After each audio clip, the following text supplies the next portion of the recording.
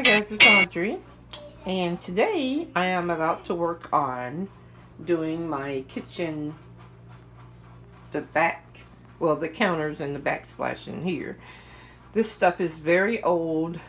It was here before I got here, and it's all torn and stuff, so I'm going to be replacing it and try to give it a little updated look.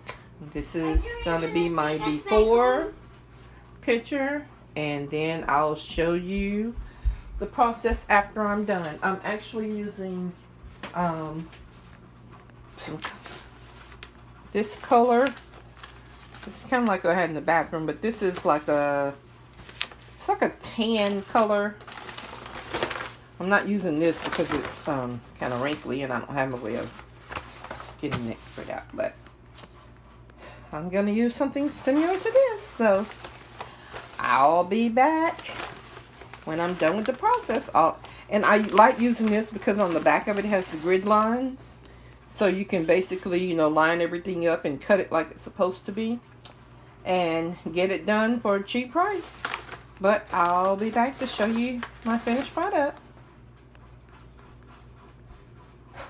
Okay, I'm pulling it up and there's a lot of dirty stuff up under here, so I'm going to have to clean that off with I'm sure some bleach and water and stuff. But I wanted to show you this. I pulled some of it up, but some of it right here kind of got a little hard to come up. So I used my hair dryer to heat it up some. And as you can see, it's a little easier to just rip it up. The hair dryer kind of heats it up, and it had adhesives on the back, and it just come right up. So use your hair dryer to help with the removal.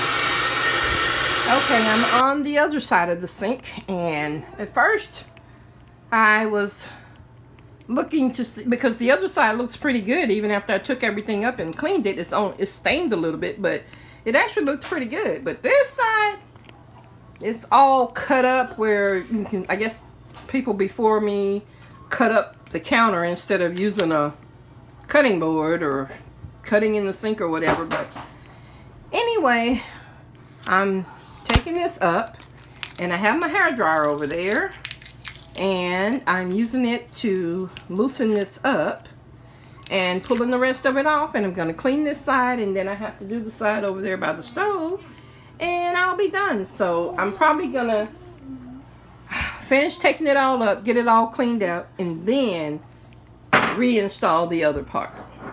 So I'll be back. Okay guys, this is one thing I want you to be aware of if you're trying this or you're using it for anything else. On the back of the rolls of paper, the contact paper, there are grids, but be mindful of these grids because they don't start at 1. I'm going to show you what I did here. So I have it on my countertop, and I'm just getting ready to cut it. Well, I had cut it. I just cut it down to, it said to 16, but I went 1 past it. So, I guess you can say 16 and a half because I think 17 is the next number on there. But since I still have a little piece left on that roll that I opened up, I want it to be a continuous thing. So I don't want to have to piece it together right here. So I opened another roll. Well, I was getting ready to roll it out so I could cut to 16 right here. But if you look back up here, this is the one I cut. It started at 16 inches. I didn't know that when I first cut it. So when I cut 16 inches, I actually cut more because here is 1. So it goes to 18 inches.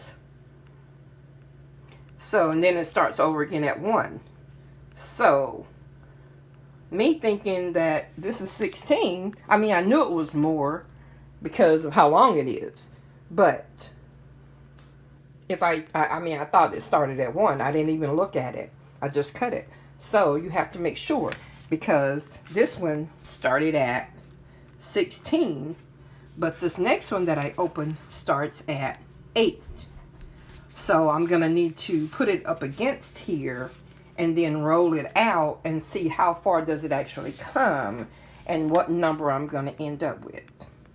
Let me see if I can slide it back here and show you. Okay, so the one I cut went down to 16.5. So now the one I'm going to cut is actually going to probably be at, okay, probably that 8.5 mark. It's 8, but I'm going to go 1 past it. So probably right there. So just wanted to come back in and show you that. But I still like it. And this is the countertop after I cleaned the countertop. And up there you can see that it's bad caulking. So I'm going to pull that off. And I have a tube of caulk. So I'm going to put that up there when I finish.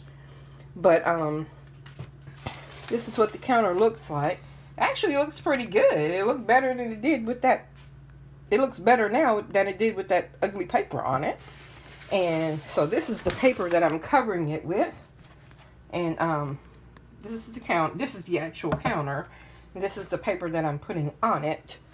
But it needs covering because, you know, this is how it's all cut up and damaged. And places I live is really old, so I know that, I mean, they probably will come in and replace them eventually, but I'm not going to sit around and wait for them. So I want to make it look a little better. I'm going to do it myself with this.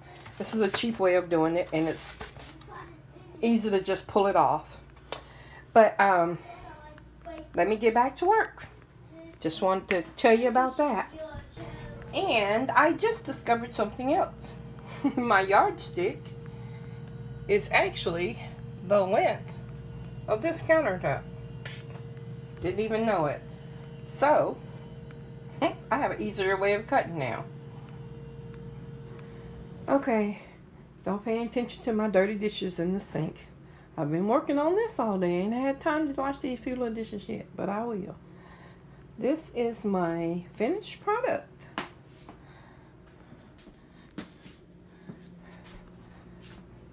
Don't look too bad. Looks really good. Now I just need to go around the edges with some caulk and I'll be done. Kind of like that. I think I did a really good job. So this was I ended up using probably about 4.5, maybe 5 rolls. So this is my $5 kitchen makeover. Talk to you guys later. Bye-bye.